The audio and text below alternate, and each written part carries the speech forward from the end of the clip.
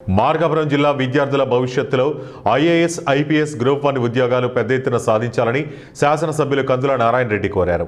మార్కాపురం పట్టణంలోని ప్రెస్ క్లబ్లో Andhra Pradesh union of working journalist ఆధ్వర్యంలో ఇటీవల గ్రూప్ 1కి సెలెక్ట్ అయిన అభ్యర్థులను ఘనంగా సన్మానించారు.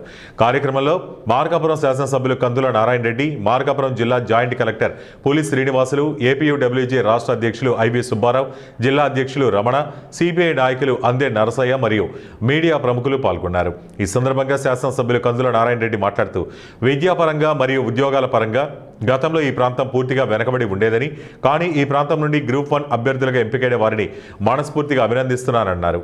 నూతనంగా ఏర్పడిన మార్కాపురం జిల్లాలో త్వరలోనే మంచి విద్యా సంస్థలు ఏర్పాటు జరుగుతాయని, తద్వారా ఈ ప్రాంత యువకులు భవిష్యత్తులో పెద్ద ఎత్తున ప్రభుత్వ ఉద్యోగాలలో ఐఏఎస్, ఐపీఎస్, ఐఆర్ఎస్ గ్రూప్ 1 ఉద్యోగాలు సాధిస్తారని ఆశాభావం వ్యక్తం చేశారు. ఈ ప్రాంతంలో మార్కాపురం పట్టణంలో మంచి లైబ్రరీ ఏర్పాటు చేయబోతున్నామని, దానికి తన వంతుగా అన్ని రకాల సహాయ సహకారాలు అందిస్తానన్నారు. అదేవిధంగా ఈ ప్రాంతం నుండి గ్రూప్ 1కి సెలెక్ట్ అయిన అభ్యర్థులను ఘనంగా సన్మానించారు. ఈరోజు ఈ కార్యక్రమం పెట్టడం అనేది మన ఏరియాకు ఇన్స్పిరేషన్.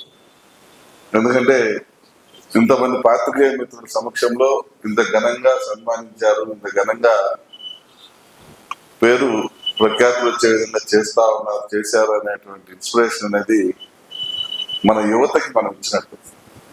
నేను మా వీరాడి చెప్తా ఉన్నాను, నువ్వు పెట్టేది ఇక్కడ కాదు, వేలాది మంది టీచర్స్ ఉన్నారు, అందరినీ పిలువు, అందరి సమక్షాన్ని పెడదాము, దానికి అవసరమైతే ఏదైనా ఉంటే నేను కూడా నీకు తోడ్పాటు ఉంటానని కూడా నేను గతంలో చెప్పాను.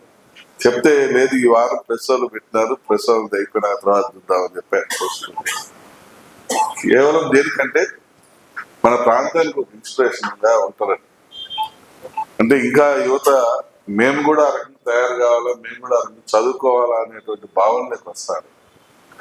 ఎందుకంటే మన వాస్తవంగా మన ఏరియాలో తక్కువ. ఈరోజు నేను చాలా మందిని చూస్తా ఉన్నా.